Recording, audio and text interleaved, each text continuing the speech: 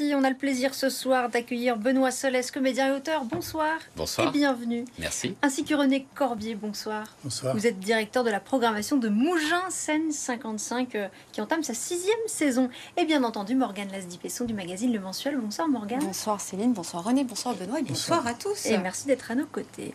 On commence d'abord avec votre actualité, Benoît Solès, qui vous amène à Nice. C'est votre pièce, La Machine de Turing, qui est jouée demain à Nice. À l'Acropolis. L'Acropolis, Tout merci. à fait. C'est la première pièce que vous avez écrite. Oui, pas tout à fait. J'avais fait une pièce avant, c'était presque une espèce de répétition de Turing, parce que ça parlait d'un autre personnage complètement différent, qui était Tennessee Williams. Mais il y avait un peu ce même procédé. Je jouais Tennessee Williams, un autre acteur jouait plusieurs rôles.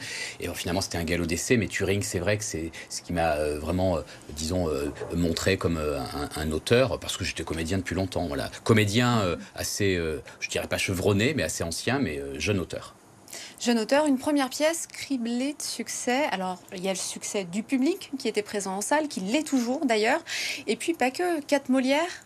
C'est pas quelque chose à laquelle on s'attend, j'imagine, quand on peut même pas y rêver, et tu le sais, parce que tu étais là dès le départ. Déjà, quand on se retrouve dans la jungle d'Avignon, il y a tellement de bons spectacles qu'on se dit, ma foi, comment je vais sortir mon épingle du jeu. Là, je crois que c'est vraiment la force de cette histoire qui a fait que le public a eu un espèce de coup de cœur. Et puis oui, c'est Molière, et même maintenant, la pièce qui se joue dans plusieurs pays dans le monde et qui est étudiée au collège et au lycée, ça, c'est peut-être une des plus belles récompenses. Alors, pour ceux qui n'ont pas encore vu La Machine de Turing, c'est une sorte de biopic sur la vie d'Alan Turing, qui est un mathématicien britannique qui a vécu dans la première moitié du XXe siècle.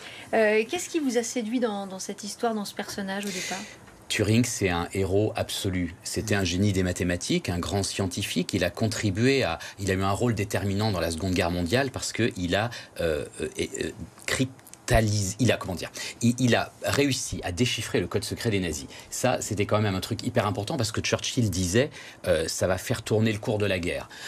Il n'a pas été le seul, mais son influence, son travail a été déterminant. On a pu lire les messages secrets des nazis, ça s'appelle la cryptanalyse, et ce faisant, les historiens disent, c'est grâce à lui qu'on a gagné la guerre. Il a permis de raccourcir le conflit de peut-être 2 ans, et par là même, je sais pas, sauver plusieurs dizaines de millions de vies. Mais cette machine qui lui a permis de faire cette cryptanalyse, c'était rien d'autre que le premier ordinateur. Il était aussi le théoricien, le concepteur de l'informatique et de l'intelligence artificielle. Il était le premier à en parler dans les années 50 sous les colibés et les risées du public. Et enfin, une dimension tragique parce qu'il était homosexuel, en plus d'être bègue, en plus d'être probablement autiste d'Asperger. Et cela lui a valu, selon la loi de l'époque, celle de 1885, une condamnation pour ça. Une condamnation terrible parce que le choix, c'était la castration chimique ou la prison.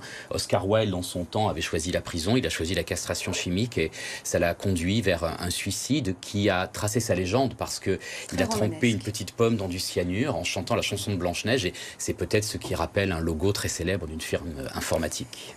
René Corbier, vous l'avez vu cette pièce ? Non seulement je l'ai vu, mais je l'ai accueilli à Scène 55 vous l'avez avec même beaucoup de succès. Ça a été un standing ovation, c'est une très très belle pièce, et qui dit beaucoup de choses sur cette époque et sur la nôtre aussi. Alors c'est pour ça que vous n'avez pas du tout hésité à le faire revenir. Il reviendra le 4 mars avec Amaury de Crayoncourt, mise en scène de Tristan Petit-Girard, et puis Anne Plantet avec La Maison du Loup le 4 mars prochain. Aucune hésitation ? Déjà j'avais envie au départ, et puis je suis allé voir la pièce, parce qu'on voit les choses avant de les programmer, et j'ai vu la pièce, et j'ai craqué, j'ai dit ben non, cette pièce-là doit être montrée au public de la Scène 55, et donc je l'ai programmé. On a trouvé une date tout de suite, très très vite, et donc c'est au mois de mars prochain qu'on pourra voir la pièce. Ce qui est génial, c'est qu'elle est aussi bien, pour l'avoir vue à Ramatuelle, elle est aussi magnifique, elle est complètement différente. On retrouve la grâce de la mise en scène aussi de Tristan. Petit-Girard, c'est magnifique. Et puis il y a aussi ce côté...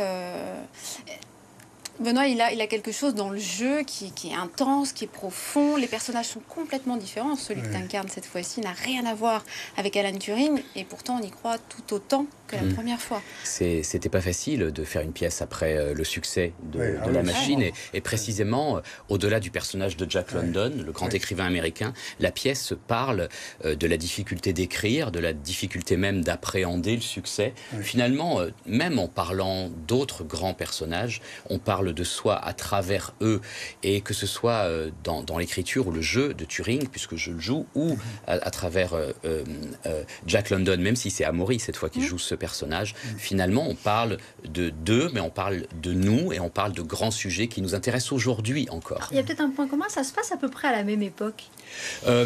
Alors, la Maison du Loup, c'est un peu avant. Ils se rencontrent en 1913 environ, c'est-à-dire presque au moment où Turing naît. C'est amusant. Mais voilà, c'est un grand spectacle, La Maison du Loup, que j'ai voulu poétique, lyrique, romanesque, une espèce d'aventure, d'invitation au voyage, et un magnifique décor qui nous entraîne à la fois dans la campagne et aussi un peu dans l'imaginaire de Jack London, la mer, les forêts, les bateaux, tout ça. Qui parle du succès, qui parle aussi du syndrome de la page blanche, et pas que. On a aussi quelque chose de plus historique, voilà, on a un débat d'idées. Grâce au personnage de Ed. La pièce en fait raconte les circonstances de l'écriture du dernier roman de Jack London qui s'appelle Le Vagabond des étoiles et qui à sa sortie provoque une réforme du système carcéral américain. Pourquoi ? Parce que, et c'est ce que raconte la pièce, Jack London, probablement, c'est ce que j'imagine en tout cas orchestré par sa femme Charmian, va entrer en résonance, va rencontrer un homme qui sort de prison, celui que je joue, qui a été torturé en prison, qui s'en est sorti par sa force mentale, en s'auto-hypnotisant pour faire ce qu'on appelle du voyage astral aujourd'hui, pendant qu'il était enfermé dans une camisole de force. Une espèce de métaphore du handicap, par exemple. Je m'en suis inspiré parce que mon frère tétraplégique vit ça, ou même d'une façon plus, disons...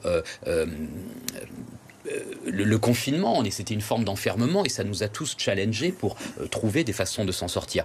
Voilà, cet homme-là va donner son histoire à Jack London, il va la transformer en un roman et ce roman va changer le monde comme Turing, à sa façon, avait changé le nôtre aussi. Avec un débat sur la peine de mort. Et en attendant de retrouver votre pièce au mois de mars prochain, La Maison du Loup à Mougins, scène 55, peut-être aussi un mot, René Corbier, un peu plus large sur cette saison qui s'ouvre et sur cette programmation. Qu'est-ce qui nous attend un petit peu cette année ? Alors, ce qu'il faut dire d'abord, c'est que nous avons programmation du théâtre, mais aussi de la danse, mais aussi de la musique, des musiques, de la marionnette, c'est-à-dire du cirque. C'est-à-dire que c'est une programmation qui est pluridisciplinaire avec des dominantes fortes, le théâtre et la danse. Voilà. Qui va débuter, enfin qui a débuté déjà. Oui, et on a débuté. Le 13 octobre, on a un musicien. Oui, Eric Truffaz, quand même l'un des meilleurs musiciens du moment, avec un quintet. Et alors l'originalité de ce concert, c'est que Eric Truffaz, cette année, a eu envie de faire autre chose et que sa musique habituelle, qui est magnifique et qui draine des foules.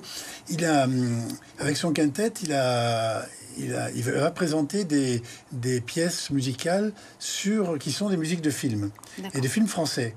Donc ça, moi j'ai trouvé que l'idée était déjà séduisante parce que ça reste la musique de Truffaz, ça reste Truffaz lui-même, mais je pense que c'est de nature à élargir le public.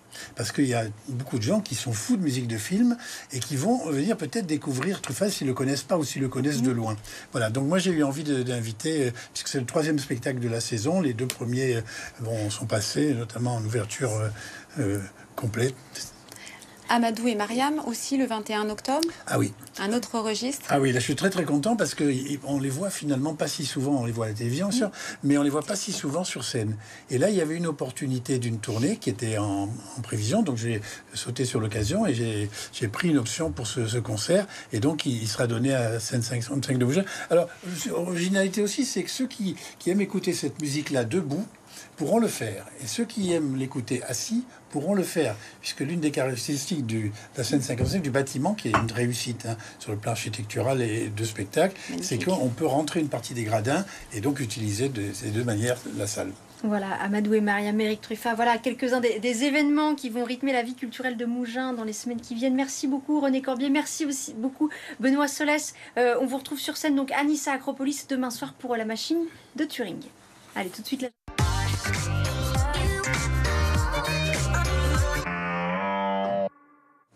Très rapidement, ce soir et demain, les avant-premières de Starmania vont se dérouler au Palais Nicaïa de Nice. C'est-à-dire qu'on connaît les chansons, on sait qui les a écrites et composées, mais on ne sait même pas qui va chanter. Donc écoutez, moi je vous propose de découvrir ça en direct. Le casting va enfin être dévoilé. Fête de la science du 7 au 17 octobre, un petit peu partout en France et particulièrement dans le Var. On aura des ateliers, des conférences, des démonstrations, des rencontres autour du thème réveil climatique. Donc je vous invite à retrouver tout ça sur leur site internet. Le fascinant week-end, on en a déjà parlé. Ça avait beaucoup plu à Céline, une fête œnotouristique où on n'est pas obligé de boire. Ça va démarrer, ça se passera du 13 au 16 octobre. Voilà, on peut faire du vélo dans les vignes. C'était pas obligé de ça. consommer. Merci Morgane. Avec et à la plaisir. semaine prochaine quant à moi.